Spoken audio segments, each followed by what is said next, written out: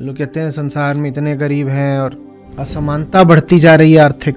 दिक्कत ये नहीं है लोग गरीब हैं, उससे पहले की दिक्कत ये है कि जिन्हें अमीर नहीं होना चाहिए वो अमीर है, चाहे वो व्यक्ति हो चाहे संस्थान। और चूंकि वो अमीर हैं इसीलिए उन्होंने सुनिश्चित कराया कि लोग गरीब रहेंगे। सही हाथों में पैसा रहेगा तो वो गरीबी बचने ही नहीं देगा। गरीबी बची इसलिए हुए है क्योंकि आपने सारा पैसा उठा करके गलत हाथों में दे दिया है। सारी ताकत भी, सारी सत्ता भी, सारी प्रतिष्ठा भी।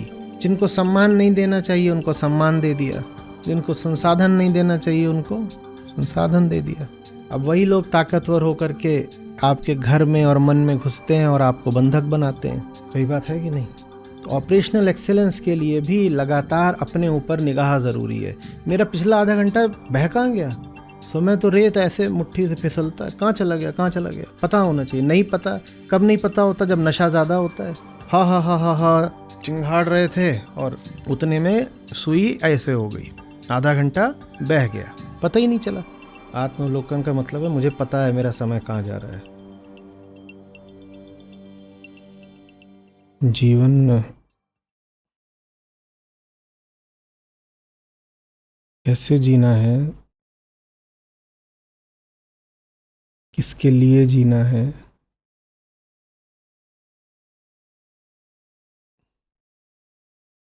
कैसे खाना पीना है, साधारण बातें।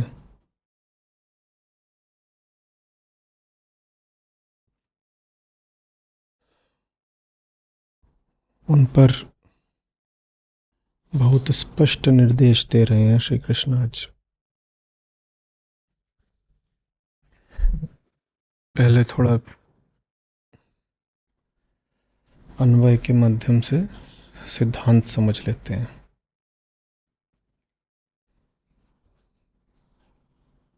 अवशिष्ट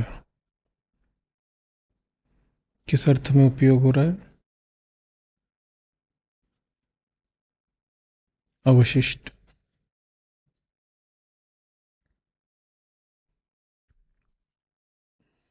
बचा हुआ तो ठीक है, बट बच कैसे जाएगा? यज्ञ का अर्थ है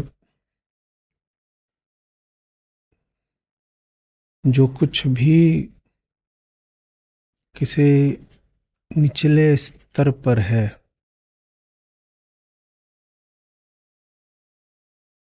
उसे उठाकर ऊंचे स्तर पर रख देना।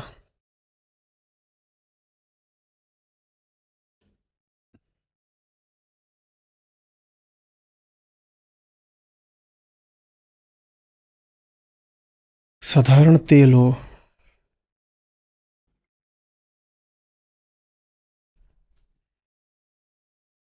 वो कई दिशाओं में जा सकता है।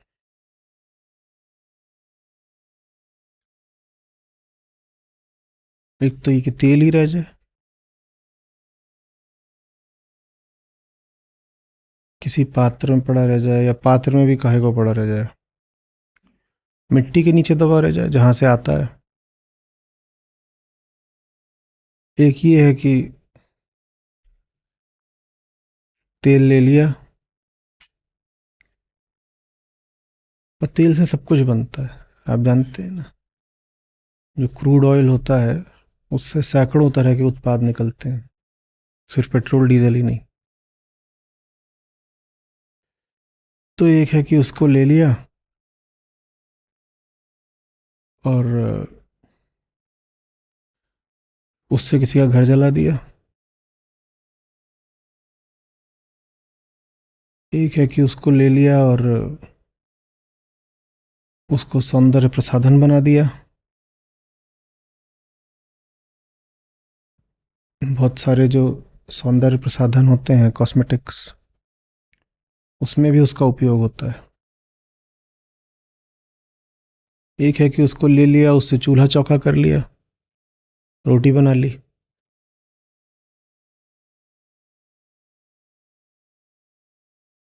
एक है कि उसको ले लिया और उसको प्रकाश बना दिया, उसको किसी दिए को अर्पित कर दिया। ये यज्ञ है। जो भी संसाधन आपके पास है उसे उच्चतम को समर्पित कर देना।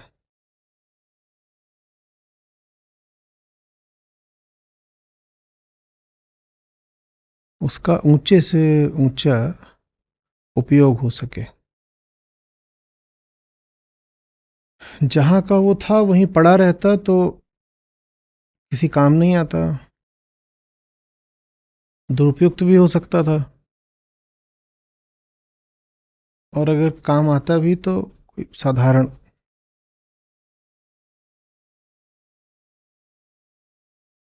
हम्म?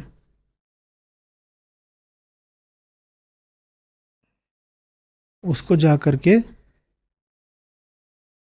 दिए की बाती को दे दिया, तेल मिट गया, प्रकाश बन गया। ये यज्ञ है। हम्म? अब इसमें बचेगा क्या? तो अवशिष्ट माने क्या हुआ?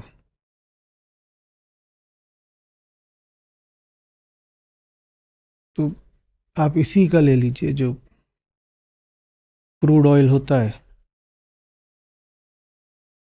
जो पूरा जीवाश्म ईंधन का क्षेत्र है,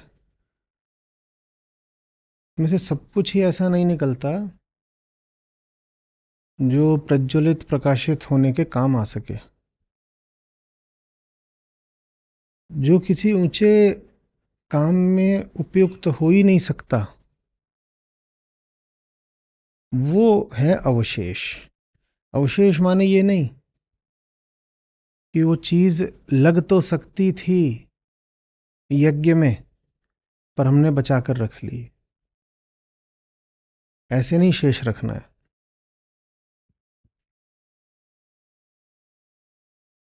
वो एक तरह का अपशिष्ट है। जो इसको आप कह रहे हो ना अवशिष्ट, वो एक तरह का अपशिष्ट है। वो मैंने मजबूरी में अपने पास रख लिया। अगर वो भी समर्पित हो सकता तो समर्पित कर दिया होता, पर उसको मैं अगर दिए को समर्पित करूंगा तो उससे रोशनी बढ़ेगी नहीं। ये और हो सकता है कि दिया बुझने लग जाए। जो कुछ ऐसा हो जो दिए के प्रकाश को बाधित करेगा, बस वही अपने पास रोक लेना है। जो कुछ ऐसा हो जो मेरे पास रहता तो अंधेरे की ही खुराक बनता, उसको दिए को दे देना है। और दिए से यहाँ पे क्या आशय है? यज्ञ वेदी। हाँ, अग्नि ही होती है ना। तो दिया मैं कह रहा हूं तो आपको लग रहा है कि थोड़ी सी अग्नि, उसी को आप हवन वेदी बना दीजिए तो बड़ी भारी अग्नि। पर आशय वही है। जब कोई संसाधन ऐसा है जो प्रकाश के काम आ सकता है, तो उसको अपने पास क्यों रखूं? ये यज्ञ है।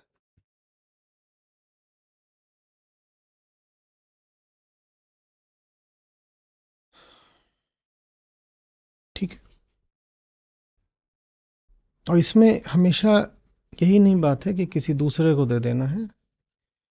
आपके पास समय है, आप अपना समय दो अलग अलग कामों में लगा सकते हो। निचले तल के काम से आपने समय को काटा। उसमें आप रोज 1 घंटा लगाते थे, आपने उसको कर दिया आधा घंटा। और जो ऊंचे तल का काम था उसको आप 1 घंटा देते थे, आपने उसको कर दिया 1.5 घंटा। ये यज्ञ हो गया।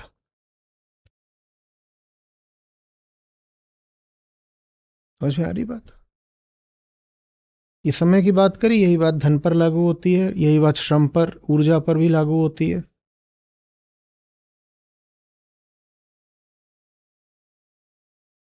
कोई ऊंचे तल का काम था, बच्चों की पढ़ाई, आपकी पढ़ाई, पुस्तकें खरीदना,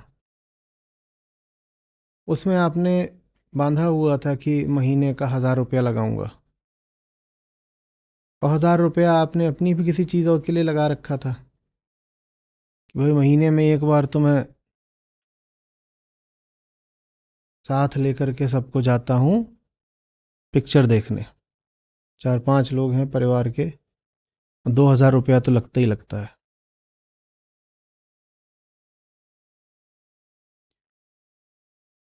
तो उसमें से पैसा काटा और बच्चों की किताबों की ओर लगा दिया। ये यज्ञ हो गया। यज्ञ माने यही नहीं कि आप मंत्रोच्चारण करोगे और एक आसन में बैठ जाओगे और स्थूल अग्नि प्रज्वलित करोगे तो ही यज्ञ होगा। समय, ध्यान, चिंतन, धन, श्रम, ये सब किसी निचली जगह से उठा करके किसी ऊंची जगह पर लगा देना ही यज्ञ है। समझ में आ रही है बात?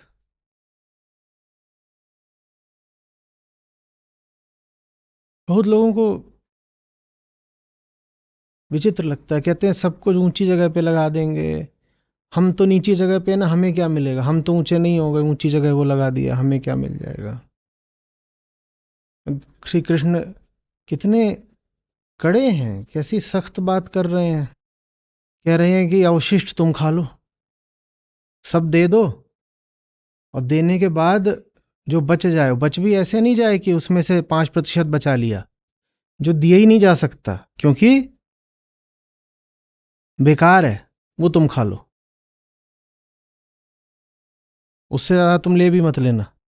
ये तो बहुत कड़ी बात कर दी। कुछ हमारा भी ख्याल करिए, हमें क्या मिलेगा। तो एक बार ऐसा ही जो है विरोध, संशय एक पेड़ की सब पत्तियों को हो गया। हम्म उन पत्तियों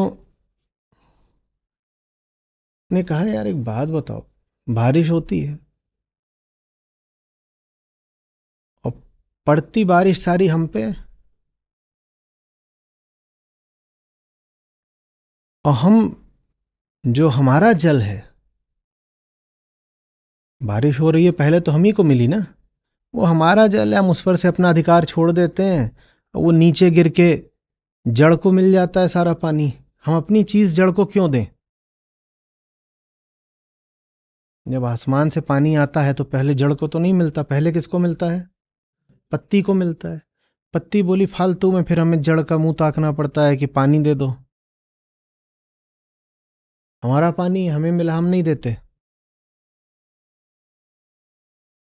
तो सब पत्तियों ने अपने आप को ऐसा कर लिया पात्र के आकार में, पात्राकार। हाँ, बोली इस बार जब गिरेगा पानी तो उसको अपने में ऐसे रोक लेंगे। पानी हमें भी चाहिए होता है, हमारे अंदर भी 90% पानी है, पत्तियां बोली चाहिए हमें पानी, और हम कुछ अपना ख्याल ही नहीं रखते, हम सारा पानी नीचे फेंक देते हैं। तो अब पानी की बूंद गिरेगी तो हम ऐसे झुक के उसको नीचे नहीं गिरने देंगे, हम उसको ऐसे करेंगे, अपना कटोरे की तरह अपने में बैठा लेंगे। तो सब पत्तियों ने यही करा, उन्होंने सारा पानी अपने में इकट्ठा कर लिया और बहुत खुश हुई। 2-4 दिन तक जबरदस्त उत्सव चला। किसी ने 10 ग्राम पानी, किसी ने 20 ग्राम पानी, कोई बहुत जबरदस्त पत्ती निकली, बोली मेरे पास है 100 ग्राम, बढ़िया इतना। और सब पकड़ पकड़ के बैठ गई। अब पानी तो खूब है। 2 दिन के बाद लेकिन सब पत्तियां मुरझाने मुरझाने। तो बूढ़ा था तना, जैसे बुड्ढों के मुंह पे झुर्रियां होती हैं वैसी उसके मुंह पे छाल। तो तब वो खखार के बोला, अरे पगलियों, पानी छोड़ दो, ये यज्ञ है। तुम्हारा कोई नुकसान नहीं होगा देने से, तुम्हें एक ही तरीके से मिल सकता है, तुम छोड़ दो वो पानी जड़ को मिल जाए। जड़ को मिलेगा तभी तुम्हें मिलेगा। तुम सोचोगे सीधे सीधे तुम्हें मिल जाएगा तो तुम भूखे मरोगे। तुम उसको दे दो जिसको मिलना चाहिए, उसको दे दोगे तो तुम्हें भी मिलेगा। और उसको नहीं दोगे, खुद पकड़ के बैठे रहोगे, तो तुमने अपनी छोटी बुद्धि लगा तो दी, पर तुम्हारी ये छोटी बुद्धि तुम्हारा बड़ा नुकसान कर जाएगी। यज्ञ समझ में आ रहा है? यज्ञ कुछ ये नहीं है कि परोपकार, अपना नुकसान करके दूसरे का फायदा कर देना, ये नहीं यज्ञ होता। बहुत लोगों को लग रहा हो ऐसी बात हो रही है, वो सब लोक नैतिकता है, वो सब सस्ती बातें हैं कि मेरा नुकसान करके भी मैंने दूसरे का हित कर दिया, देखो मैं कितना अच्छा आदमी हूं। अस्तित्व तो ऐसे नहीं चलता पागल। अहंकार मिथ्या है, इसका मतलब क्या होता है? इसका मतलब ये होता है कि मैं और तुम अलग अलग नहीं है। मुझको और तुमको अलग अलग क्या बनाता है? व्यक्तिगत अहंकार। आप कहते हो आप अलग, मैं अलग। मैं अगर नहीं है तो हम और आप क्या हैं? एक ही प्रवाह के हिस्से हैं। समझ में आ रही बात? आप भी एक लहर हो, मैं भी एक लहर हूं, तो अलग अलग तो है नहीं। तो जिसमें आपका फायदा उसी में मेरा फायदा है। तो परोपकार कुछ हो नहीं सकता ना। पर उपकार कुछ नहीं हो सकता। उसका अगर भला हो रहा है तो मेरा हो रहा है, और मेरा हो रहा है तो उसका हो रहा है। और जहां उसका हो रहा है और मेरा नहीं हो रहा, वहां किसी का नहीं हो रहा। जहां मेरा हो रहा है और उसका नहीं हो रहा, वहां मेरा भी नहीं हो रहा।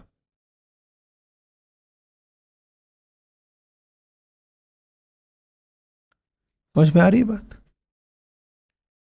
पत्ती की भलाई इसी में है कि वो पानी जड़ को दे दे, जितना भी उसे पानी मिले, कोई बूंद मिले, खट से पत्ती क्या करती है?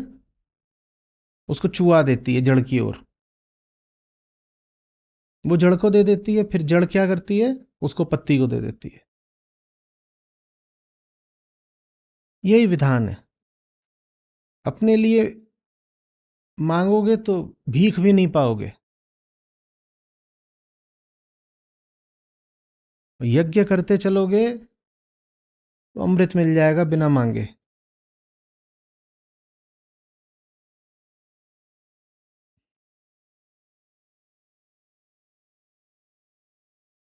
पर ये स्थूल आंखों को नहीं दिखाई देता। स्थूल आंखों को तो ये लगेगा कि पत्ती का बड़ा भारी नुकसान हो गया, पानी मिला था जड़ को दे दिया। हम्म। पानी मिला था, जड़ को दे दिया। और कोई तरीका नहीं है पाने का।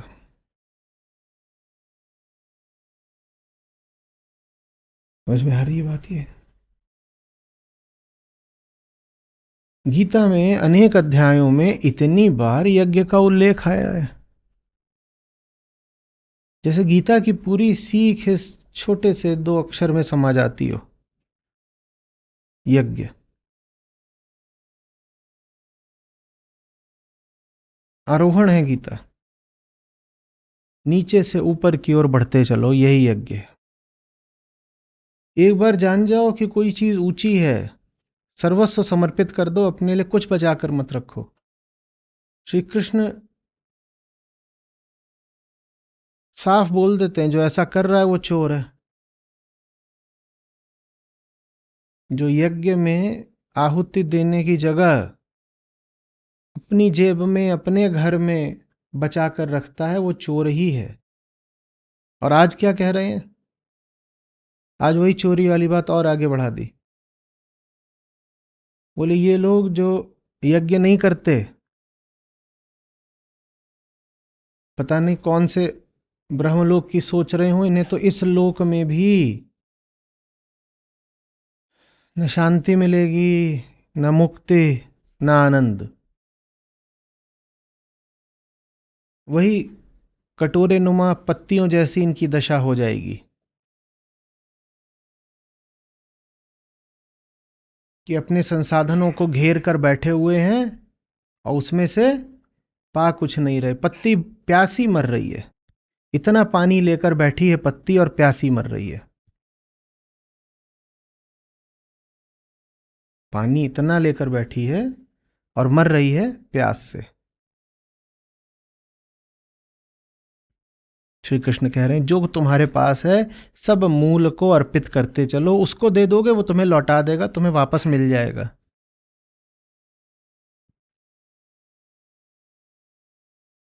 उसको दे दो, सिर्फ उसी के रास्ते तुम्हें वापस मिल सकता है, नहीं तो कोई तरीका नहीं है वापस पाने का।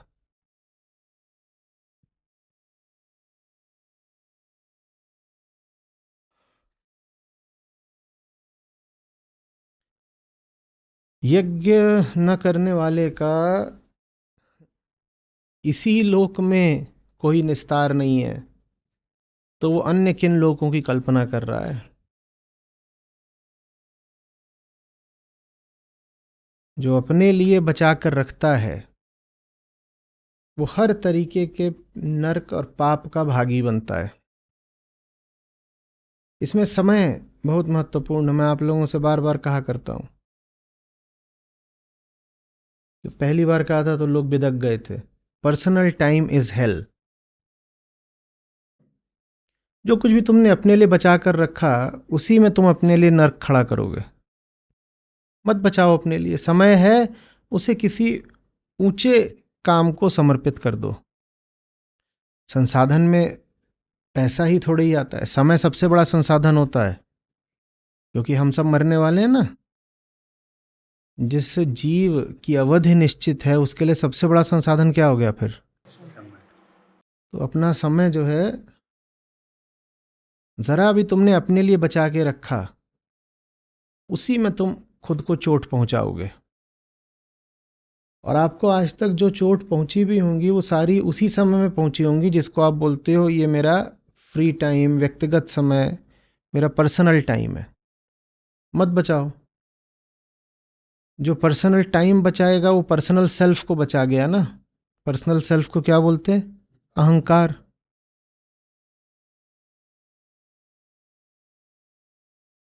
और जो कुछ भी जीवन में जो कुछ भी पर्सनल है वही तुम्हारा नर्क है। मत रखो पर्सनल।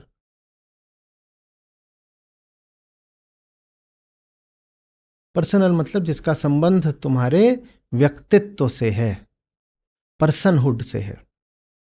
जो कुछ तुम्हारी देह से संबंध रखता है उसको कम से कम संसाधन दो। दो तरह की भूलें होती हैं। पहला, बचा के रख लिया। दूसरा, यज्ञ के नाम पे न जाने कहां डाला है। यज्ञ के नाम पर न जाने कहां डाला है।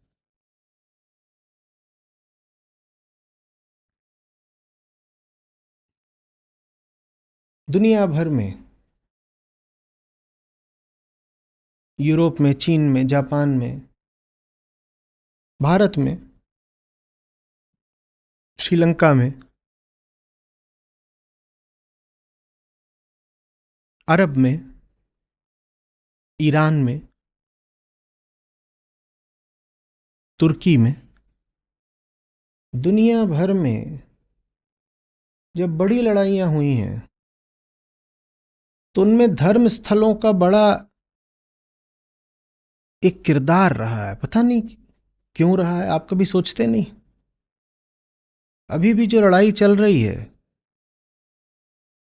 हम्म मध्य पूर्व में, कहाँ चल रही है? उसमें बार बार आता है अल अक्सा, जेरूसलम। ये तो धार्मिक स्थल है। इनका लड़ाई से क्या रिश्ता होना चाहिए? क्या रिश्ता होना चाहिए?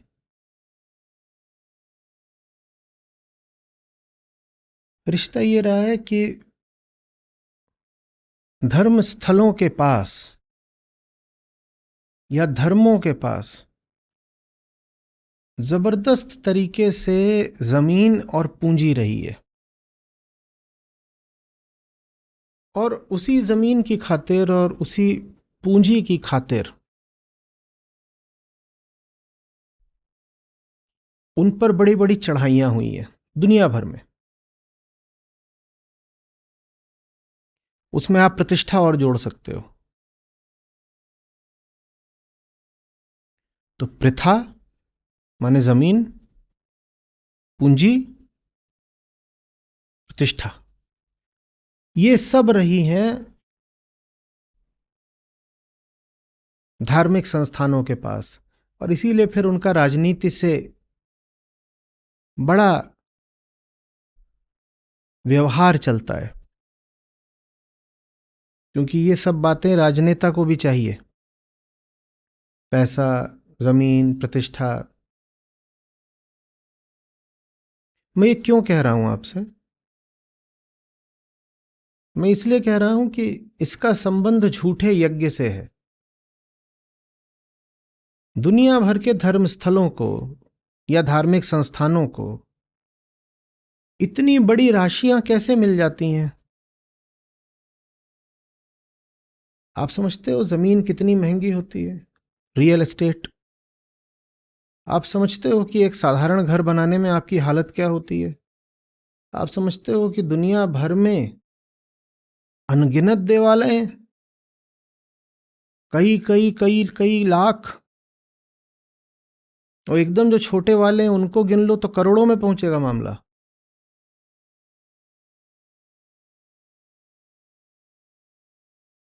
और उनमें से बहुत सारे संस्थान, शायद अधिकांश, किसी महत्व के नहीं हैं बल्कि फर्जी हैं, फिर भी उनको प्रतिष्ठा मिल जाती है। उनको प्रतिष्ठा देना क्या है, उनको पूंजी देना क्या है, और उनको प्रथा देना क्या है? झूठा यज्ञ। ये सब किसने दिया है? ये आपने दिया है। ये आपने दिया है ना। तभी तो जब ये सब रिलीजियस इंस्टीट्यूशंस होते हैं, इनका कोई प्रमुख मर जाता है तो उसके बाद देखा है उत्तराधिकार के लिए कैसी खूनी लड़ाइयां होती हैं। क्यों होती हैं? खूनी लड़ाई धार्मिकता का प्रमाण तो नहीं लग रही। क्यों होती हैं खूनी लड़ाइयां? क्यों होती हैं? किसको मिलेगी गद्दी? जिसको मिलेगी गद्दी उसको हो गया सारा पैसा, उसको मिल गई सारी प्रतिष्ठा, और उसको मिल गई सारी जमीन। चलो उसको तो मिल गई, पर सबसे पहले वो जमीन उस संस्थान के पास आई कैसे? वो पैसा कैसे आया? और वो प्रतिष्ठा कैसे आई? झूठा यज्ञ है ये। यज्ञ न करना सिर्फ इसी में निहित नहीं है कि मैंने अपने पास बचा लिया। यज्ञ न करने का ज्यादा बड़ा उदाहरण होता है कि जहां नहीं देना चाहिए था वहां दे आए और सोचा कि किसी ऊंची जगह पे दिया है। ये सब ऊंची ऊंची मस्जिदों वाले, गिरजे वाले, मंदिरों वाले ये सब चिल्ला के कह रहे हैं आओ हमको दे दो, हम तुमको स्वर्ग पहुंचा देंगे। और आम आदमी इनको इतना देता है, इतना देता है कि दुनिया भर की कुल संपत्ति का बहुत बड़ा हिस्सा धार्मिक संस्थानों के पास बैठा हुआ है। ये झूठा यज्ञ है। आप सोच रहे हो कि मैंने अपने पैसे को किसी ऊंचे काम में लगा दिया। और आपने ऊंचे काम में नहीं लगा दिया है, आपने अपना पैसा बिल्कुल जला दिया है, बल्कि गलत जगह डाल दिया है। आप सोच रहे थे कि आपने ऊंचा काम करा, आपकी सोच पर तो जिंदगी नहीं चलती ना। आपने परखा नहीं, आपने जाना नहीं। श्री कृष्ण यहां पर कह रहे हैं अयज्ञ, नया शब्द है, हम भी पहली बार उसको आज प्रयुक्त कर रहे हैं, अयज्ञ। तो अयज्ञ इन दो तरीकों से हो सकता है। पहला, पकड़ कर बैठे रहे, अपनी ही जेब में खुद ही खा गए। ऐसों को श्री कृष्ण क्या बोल गए थे? चोर।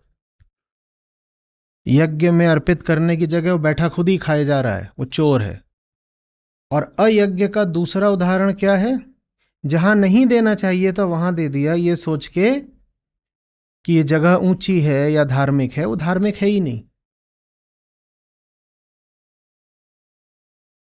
कल मैं ईरान के एक शासक के बारे में पढ़ रहा था। आपको ये जान करके थोड़ा हैरत होगी, वो बौद्ध था। उसका नाम शायद इल खान, नाम से नहीं लगता ना, पर वो बौद्ध था। वो जबरदस्त तरीके से बौद्ध हो गया। 12वीं 13वीं शताब्दी का ईरान।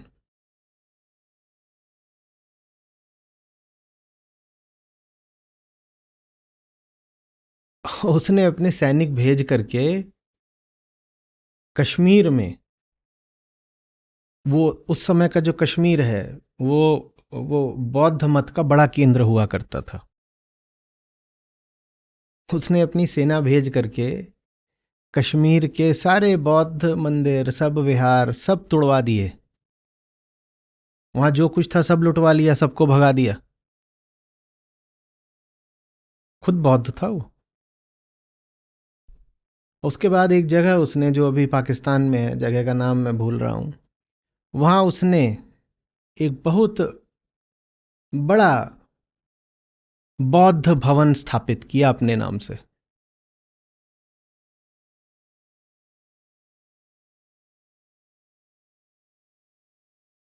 ये सब हैं झूठे यज्ञों के उदाहरण। तुड़वा क्यों दिया? क्योंकि ये सब तो आक्रांता हैं, हमलावर हैं। इन्हें धर्म से क्या लेना देना? इन्हें तो धन चाहिए, और धर्म की जगहों पर धन कूट कूट के भरा होता है। उतना धन वहां पहुंचा कैसे? कैसे पहुंचा? झूठा यज्ञ। उसने सब तोड़वा दिया और फिर बोलता है मैं तो खुद बौद्ध हूं। तो फिर उसने ईरान से थोड़ा पूरब की तरफ, पाकिस्तान में एक जगह, उसने वहां बड़ा भारी एक बौद्ध केंद्र स्थापित किया। तो बौद्ध हूं। समझ में आ रही बात? ये अगर वो अपना पैसा लगा के एक बौद्ध केंद्र स्थापित कर रहा है, तो क्या वो निचली जगह से उठा के ऊंची जगह पे डाल रहा है? डाल रहा है क्या? नहीं। लगेगा यही कि देखो इन्होंने मंदिर बनवाया तो ये ऊंचे आदमी है।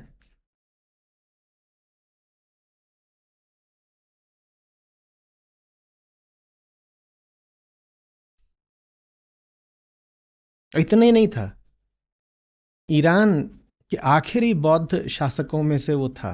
उसके बाद वो सब के सब मुस्लिम हो गए, और जितना उन्हीं के बाप दादों ने बनवाया था उन्होंने ही तोड़ दिया। बोले ये बेकार की बात सब।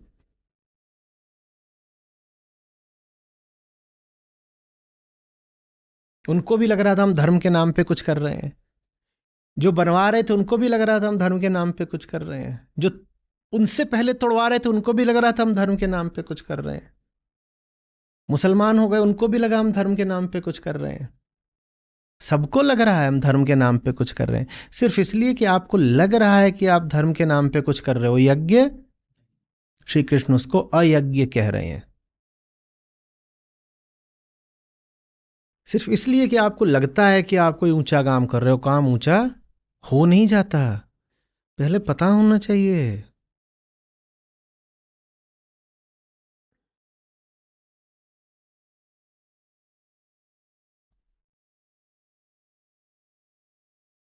बल्कि यज्ञ के नाम पर कहीं आप जा करके ऐसी जगह संसाधन दे आए हो जहां उसका घोर दुरुपयोग ही होने वाला है,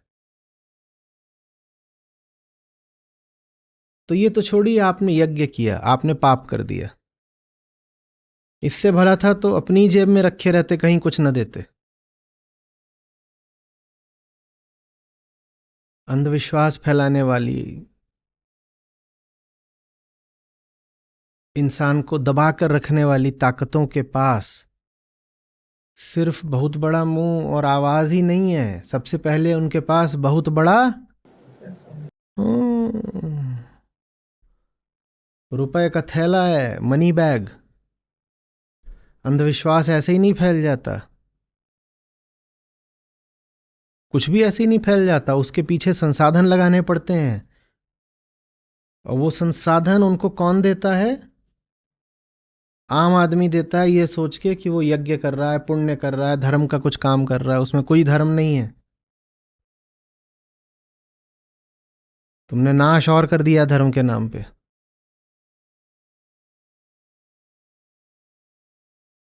तो ये हमारे लिए बड़ी कड़ी परीक्षा है। एक और तो जो कुछ है, इसमें सबसे बड़ी चीज है समय, जीवन मात्र, पूरी जिंदगी ही। एक और तो जो कुछ है उसको अर्पित करना बहुत जरूरी है, अपने पास तो नहीं रख सकते।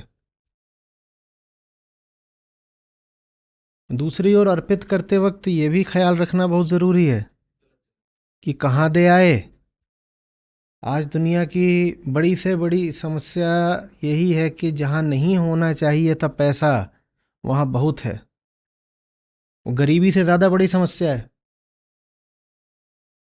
लोग कहते हैं संसार में इतने गरीब हैं और असमानता बढ़ती जा रही है आर्थिक। दिक्कत ये नहीं है लोग गरीब हैं, उससे पहले की दिक्कत ये है कि जिन्हें अमीर नहीं होना चाहिए वो अमीर है, चाहे वो व्यक्ति हो चाहे संस्थान।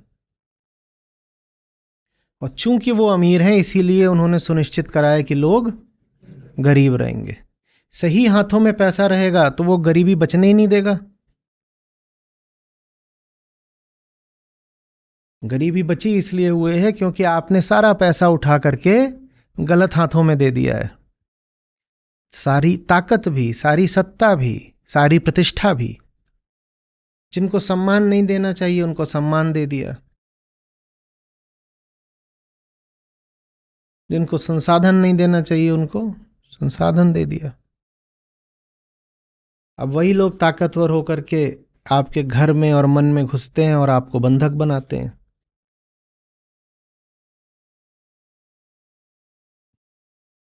सही बात है कि नहीं? मौन सहमति।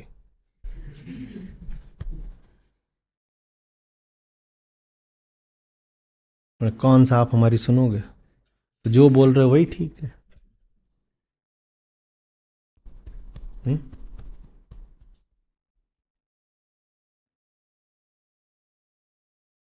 यज्ञ समझ में आ रहा है क्या है? हुँ? अवशिष्ट क्या है समझ में आया? मात्र वो अपने पास रखना जो दिए के काम आ ही नहीं सकता,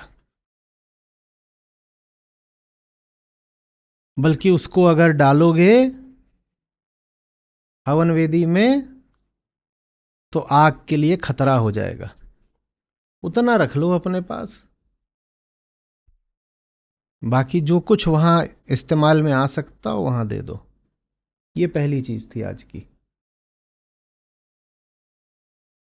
दूसरी चीज हमने समझी थी यज्ञ क्या होती है, जिस पर पहले भी बहुत चर्चा हो चुकी है। नीचे से उठा के ऊपर के काम में संसाधन को डाल देना यज्ञ हो गया। फिर हमने समझा अयज्ञ क्या होता है। तो अयज्ञ हमने पहले कहा अपनी ही गांठ में बांधे रहना कहलाता है अयज्ञ।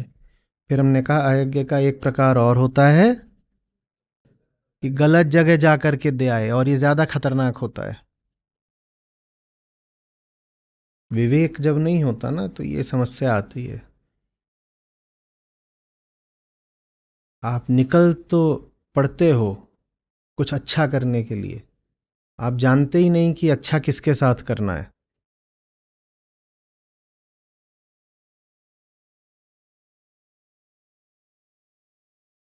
हम्म। आप उनके साथ अच्छाई शुरू कर देते हो जो अच्छाई पाने के लायक नहीं है, और संसाधन है आपके पास सीमित। तो जब उनको दे दोगे जो उनके लायक नहीं है, तो उनको देने को कैसे बचेगा जो उसके। फिर वहां खड़े हो जाओगे हाथ जोड़ के कि हमारे पास तो कुछ नहीं है। जो भी संसाधन था जीवन में, समय, धन, श्रम, भाव, सम्मान, वो सब तो वहां दे आए। आपके लिए तो हमारे पास अब एक ही चीज है, क्या?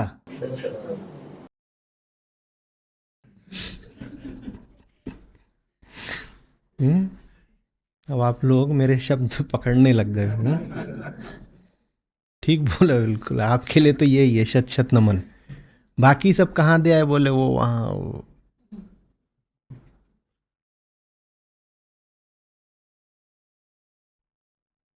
जब मैं कॉरपोरेट में था तो एक जो मेरा वर्टिकल था उसका नाम था FVS, full value spend. Full value spend. तो उसमें हम कॉरपोरेशंस को डिफाइन करते थे as spending entities. What is a corporation? An entity that spends.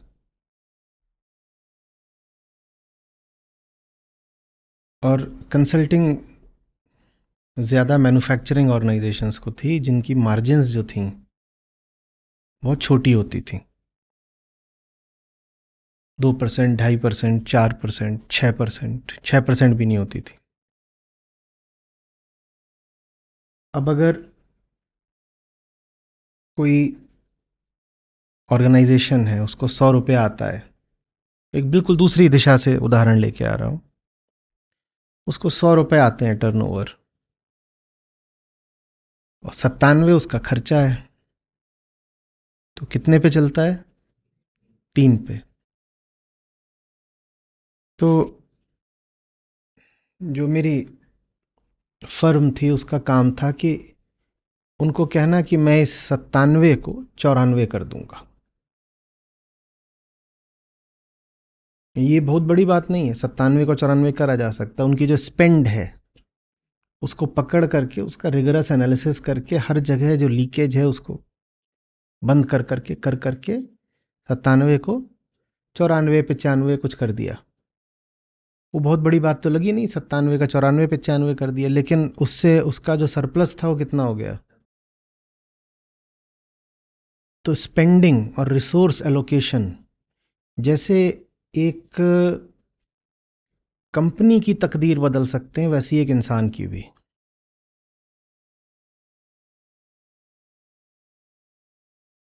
आपके पास जो कुछ है आप उसको कहाँ लगा रहे हो, इसी से एक तरह से आपकी जिंदगी तय हो जाती है ना? तो मेरा काम यही था कि बस ये निकाल लो कि ये जो 97 है इसमें से फालतू कितना हिस्सा है। और बहुत नहीं निकालना होता था। 97 में से 1 2 3 4 रुपए जितने भी निकाल सको कि ये फालतू खर्च हो रहे हैं, वो पकड़ के निकाल लो। यही रोकना होता है। आपके जो संसाधन हैं वो फालतू कहाँ जा रहे हैं। वहां तो बात मुनाफे की थी कि जो बच गया वो बस मुनाफा है। श्री कृष्ण वाली बात वहां नहीं थी। पर मैं इस अर्थ से आपको बता रहा हूं कि हमें नहीं पता होता कि हम अपना रिसोर्स एलोकेशन कितना गलत कर रहे हैं। ना कंपनी को पता होता, ना आदमी को पता होता। और उसको अगर आप थोड़ा सा भी बेहतर कर लो तो जिंदगी बदल जाती है। कोई आपको हमेशा मिले बिल्कुल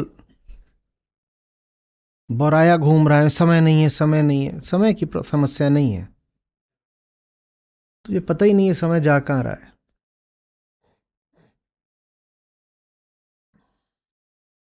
हुँ? तो पहली चीज होती है पता करना कि सब कहाँ जा रहा है, और दूसरी चीज फिर उसका वैल्यू ऑडिट। पहली चीज तो उसका डॉक्यूमेंटेशन, हमें पता ही नहीं है,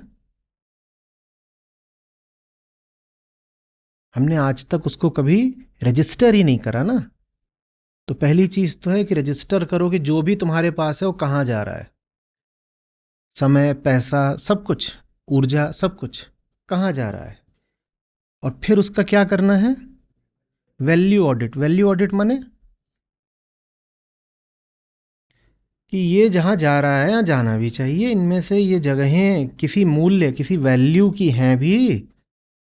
फिर उसमें से जो ऊंचे मूल्य की जगहें निकलें, वहां पर अधिक से अधिक संसाधन अलॉट करना है। यही यज्ञ है। यही यज्ञ है। और जो बेकार जगह हैं जहां सब जा रहा है, बेकार कब है पता चलेगा? तभी जब पहले वैल्यू ऑडिट होगा कि इसका मूल्य क्या है। ये पूछना पड़ेगा अपने आप से कि इसमें समय तो इतना देते हैं, इसका मूल्य क्या है। और ये आप अपने साथ करोगे तो पाओगे कि समय, पैसा, ऊर्जा सब बच रहा है। और जब बचेगा तो आप पाओगे कि अब आपके हाथ में आ गया है उसे सही जगहों को अर्पित करने के लिए।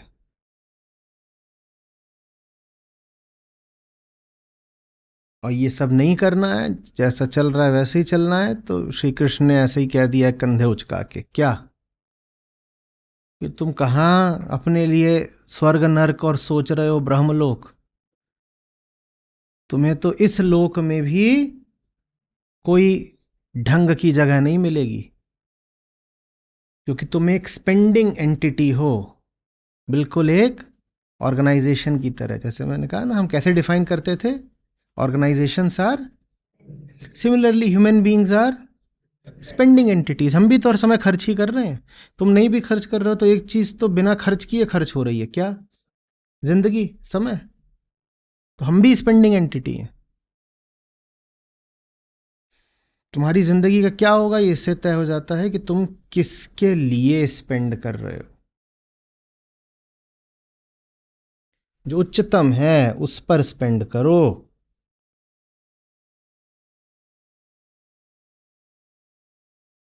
और जो मेरी पहली कंपनी थी जनरल इलेक्ट्रिक, उसने एक सूत्र दिया था।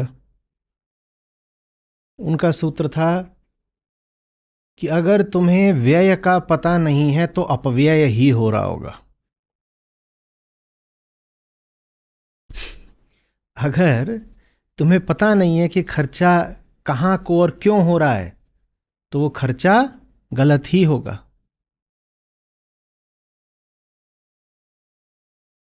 तो कहते थे if it is important it will be registered, that which is not registered is not given importance. अगर कोई चीज जरूरी है तो वो तुम्हारे पास लिखित में होनी चाहिए।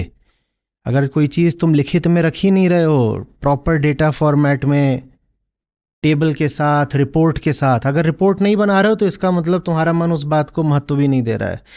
जिस व्यय का तुम्हें पता नहीं वो व्यय नहीं, अपव्यय है।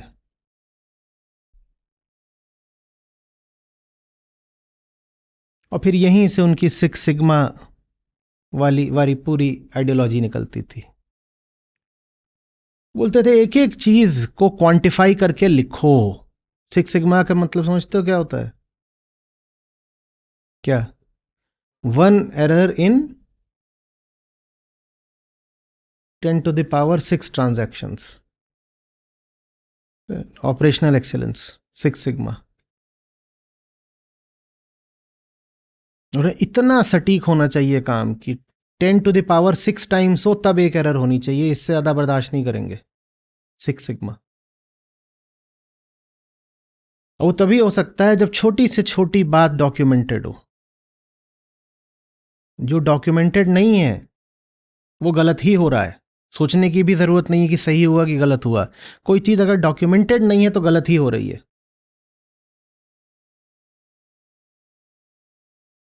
इन सब बातों का यज्ञ से कोई रिश्ता है या मैं मैनेजमेंट वर्कशॉप ले रहा हूं? कुछ रिश्ता दिख रहा है? नहीं दिख रहा है। जब तुम्हें पता ही नहीं है कि जिंदगी कहाँ खर्च कर रहे हो तो उसे सही दिशा में कैसे खर्च करोगे? और जिंदगी और उसके सारे संसाधनों को सही दिशा में खर्च करने को ही बोलते हैं यज्ञ। और कैसे पता चलेगा कि पल पल कहाँ को जा रहा है? उसका क्या तरीका है? आत्मावलोकन। तो ऑपरेशनल एक्सेलेंस के लिए भी लगातार अपने ऊपर निगाह जरूरी है। मेरा पिछला आधा घंटा बह कहाँ गया? समय तो रेत ऐसे मुट्ठी से फिसलता है, कहाँ चला गया, कहाँ चला गया, पता होना चाहिए। नहीं पता। कब नहीं पता होता? जब नशा ज्यादा होता है। हा हा हा हा हा, चिंघाड़ रहे थे और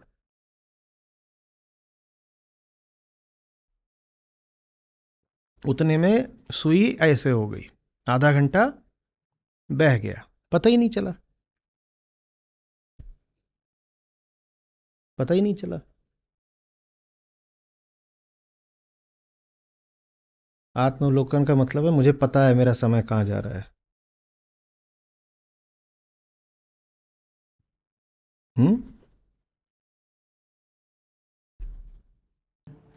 सत्य से चोरी करे खुद ही खा जाए है, जीवन इसका शाप है, शांति कभी ना पाए है।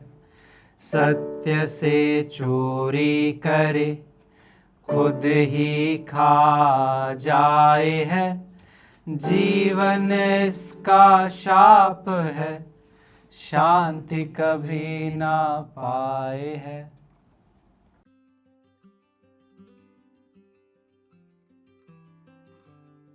सर धन्यवाद। और इस संस्था का, हमारी संस्था का बहुत बहुत धन्यवाद सर, क्योंकि आचार्य जी से मिलने से पहले बहुत भटके हुए थे सर। सच में जिंदगी एकदम इतनी बदतर थी कि हमें मालूम भी नहीं हो रहा था हमारी जिंदगी इतनी बदतर है। तो जब से आचार्य जी आए और हमें अपनी पहचान हुई, अपनी इस खस्ता हालत की पहचान हुई, सर मैं बहुत तहे दिल से इस संस्था का खास करके धन्यवाद करना चाहता हूँ, जिनकी वजह से आचार्य जी हमारे सामने आए और हम आचार्य जी से जुड़े। सर सत श्री अकाल जी, नमस्ते। मेरा नाम कर्णदीप सिंह है, मैं हरियाणा के कुरुक्षेत्र का रहने वाला हूँ और इंडियन आर्मी के डिपार्टमेंट ऑफ लॉजिस्टिक्स बोर्ड में काम करता हूँ। सर मैं आचार्य जी को पिछले 4 सालों से सुन रहा हूँ, लेकिन जुड़ा फिलहाल अभी पिछले महीने से हूँ।